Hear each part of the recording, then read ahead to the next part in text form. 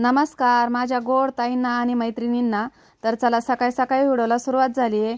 तर hi hello good morning, मी उर्मिला माझ्या आणखीन एका मराठी ब्लॉगमध्ये तुमचं स्वागत आहे। आजचा दिवस तुम्हाला सुखाचा, समृद्धीचा आणि आरोग्याचा जावो ही ईश्वर चरणी प्रार्थना। तर चला सकाळी सकाळी व्हिडिओला सुरुवात झाली। आज आहे ना तुम्हाला कांदा बटाट्याच्या भाजीची रेसिपी दाखवते थोडक्यात। तर सुरुवातीला आहे ना लसूण जिरे मोहरी तळून घेतली मी, त्यानंतर कांदा परतून घेतला आणि बटाटे पण परतून घेतली थोडंसं मीठ टाकून। तर आहे ना ही भाजी खायला खूप छान लागते बाजरीच्या भाकरी बरोबर, चपाती बरोबर। त्यानंतर कांदा आणि बटाटा परतल्यानंतर आहे ना आपले बेसिक मसाले टाकायचे।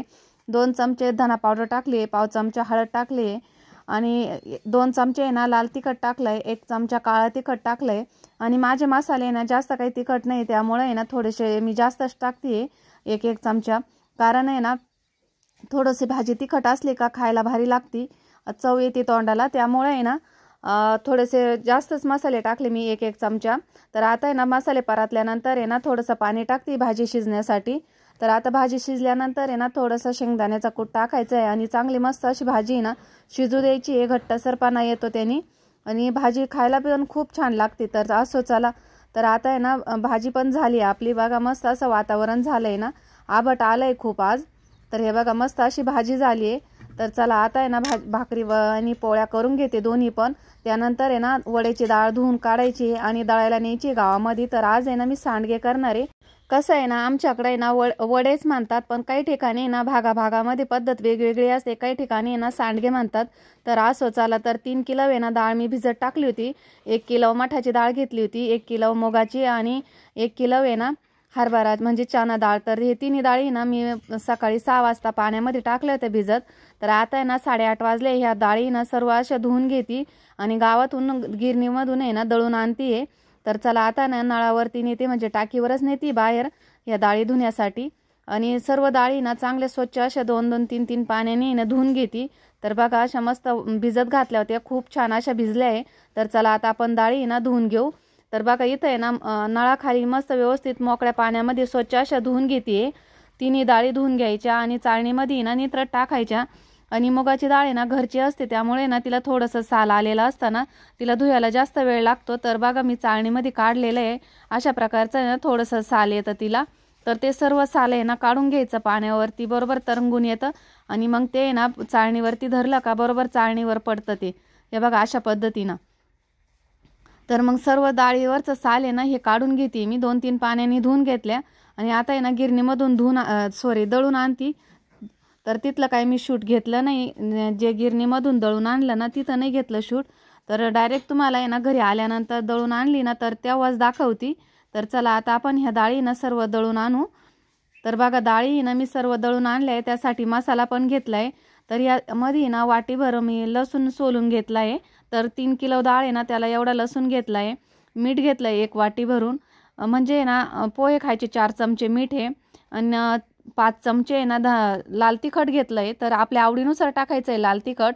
2 चमचे आहे ना हिंग घेतलं आहे आणि 3 चमचे आहे ना जिरे घेतले, तर ते बारीक करून घेतले आणि 4 चमचे ओवा घेतला आहे। तर अशा पद्धतीने आहे ना मी सर्व मसाला काढून घेतला आहे।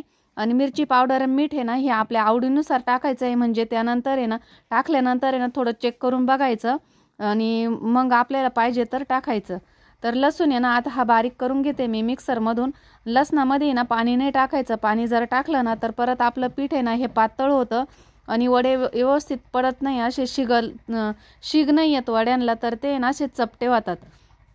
त्यामुळे काय करायचं, लसूण आपण ज्यावेळेस दळतो ना मिक्सरमधून तर थोडंसं मीठ टाकायचं त्यामध्ये। मीठ टाकलं ना तर छान असा बारीक लसूण होतो, पेस्ट होती त्याची। तर असो चला, तर आता आहे ना हे बघा एवढे डाळ आहे ना मी डब्यामध्ये दळून आणली आहे गावातून। तर मस्त असं चिकन डाळ दळली आहे। तर आता डब्यामध्ये आपल्याला मिक्स करता नाही यायचं, म्हणून मग मी टपामध्ये घेतलं आहे आणि टपात टाकून आहे ना सर्व मसाले मिक्स करून घेते चांगले। आणि मोकळ्या भांड्यामध्ये टाकल्यावर कसं आहे सगळीकडे मसाले लागले जातात आणि टेस्ट पण खूप छान येते मसाल्यांची, मग वडे पण आपले चवदार लागतात। तर चला आता आहे ना हे सर्व पीठ आहे ना मी काढून घेतलं आहे। यामध्ये ना कोथिंबीर पण टाकायची, मी मळ्यातून आहे ना विराजला कोथिंबीर आणायला सांगितली होती, ते आणि तो आणि दीदी ना कोथिंबीर पण निवडताय, तर ती पण टाकायची आहे आपल्याला। तर चला डब्यातलं सर्व पीठ आहे ना मी हे काढून घेतलं आहे। तर आता आहे ना यामध्ये मसाले टाकू आपण। हे बघा एवढं पीठ आहे आणि मस्त असं बारीक दळून दिलेलं आहे। तर आता यामध्ये मसाले टाकते। ओवा टाकलाय मी, पूर्ण ओवा टाकून दिलाय आणि जिरेपूड पण पूर्ण टाकून दिली आहे। थोडंसं मीठ आहे ना ते थोडंसं आहे ना काढून घेतलंय, म्हणजे नंतर टाकल मी। तर तेवढं मीठ लागलं होतं मला, पण अगोदर आहे ना मला असं वाटलं जास्त होईल, त्यामुळे ना मग मी थोडंसं काढून घेतलं होतं। तर जिरेची पूड पण टाकून दिली आहे आणि हा हिंग आहे, 2 चमचे हिंग घेतला होता मी। तर हिंगानं आहे ना छान अशी चव येते वड्यांना। तर बघा मीठ पण टाकून दिलंय मी, थोडंसं ठेवलं होतं पण नंतर ते पण टाकून दिलं। तर काय करायचं, एवढे मसाले टाकले का थोडंसं चेक करून बघायचं आणि मग वाटलं ना तर आपल्याला लाल तिखट आणि मीठ हे नंतर टाकायचं, थोडंसं शिल्लक ठेवायचं। कारण अगोदरच जर टाकून दिलं ना तर खरटं पण होईल आणि तिखट पण होईल, त्यामुळे ना थोडंसं काढून घेतलं का नंतर टाकता येईल। आणि कलर इतका छान आहे ना मसाल्याला, तर वड्यांना पण कलर खूप छान आला होता आणि टेस्ट पण खूप छान आहे मसाल्याची। तर बघा किती छान आणि असा लालसर मसाला आहे, मस्त अशी कलर येतो आपल्या भाजीला बी आणि वड्यांना पण खूप छान असा कलर आला होता। तर बघा मी आधीच वाटीमध्ये काढून आणलाय, म्हटलं आपल्याला पाहिजे ना तेवढा मसाला आपण टाकू शकतो। तर 4 चमचे मी मसाला टाकलाय। तर आता साईडला ठेवून देते आणि कोथिंबीर कापून आणि टाकते यामध्ये। तर कोथिंबीर निवडताय विराज आणि दीदी, तर मी पण निवडलं लागते थोडीशी आणि कापून आहे ना कोथिंबीर पण टाकून देऊ। मस्त अशी हिरवीगार कोथिंबीर आहे आणि बारीक चिरायची, बारीक चिरली ना मग बरोबर झाऱ्यातून आहे ना ती खाली पडते आणि जाड जर असली ना ती वरतीच राहते। तर बघा मस्त कोथिंबीर पण टाकली आता आणि मिक्स करून घेते। हे सर्व आहे ना हाताने चांगलं मिक्स करायचं आहे, आपल्याला चमचा वगैरेने काही मिक्स करता नाही येणार, हाताने व्यवस्थित असं खालवर करत आहे ना व्यवस्थित असं मिक्स करून घ्यायचं आहे। तर बघा अशा पद्धतीनं।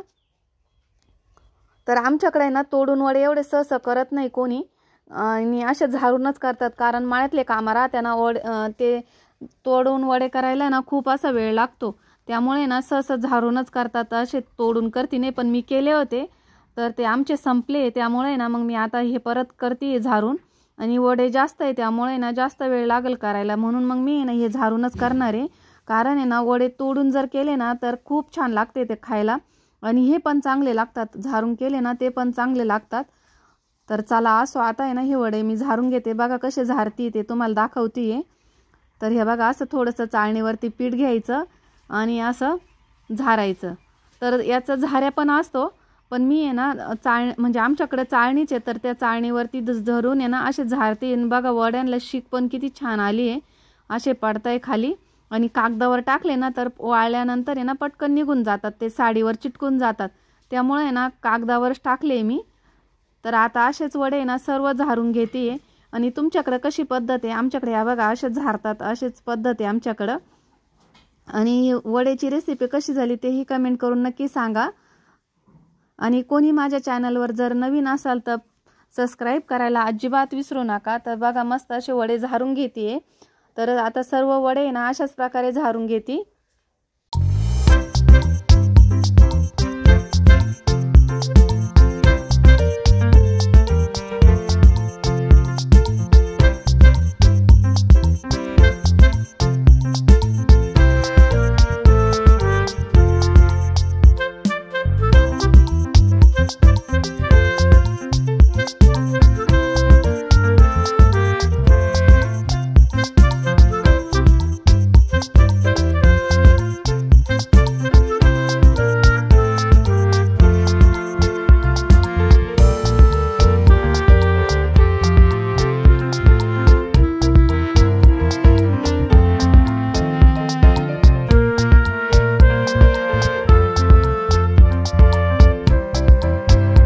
तर बघा अशा पद्धतीने ना वडे मी झारून झाले, माझे एवढे वडे झारले बघा। तर आता खूप ऊन झालंय, आता चालली मी खाली जेवण करतो, आता खूप भूक लागली आहे। तर बघा 2-2.5 तास झाले, वडे आपले किती मस्त असे वाळले तुम्हाला दाखवते। तर हे बघा असे सहज हाताने निघून जातात, असे मस्त वडे आहे ना वाळले। आता मी काढून घेते आणि बघा कलर पण खूप छान असा आला आहे, मिरचीला कलर होता ना त्यामुळं वड्यांना पण कलर खूप छान आला आहे। तर चला आता मी ना हे गोळा करून आणि चांगलं वाळत ठेवते।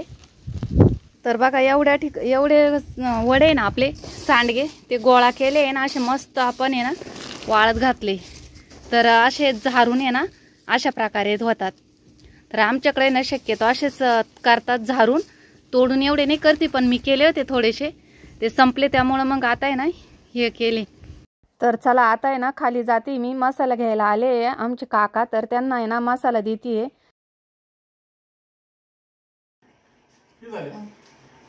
हा काळा 1 किलो साहेब तात्याला दिला, 1 किलो मसाला 799. नाही ना आता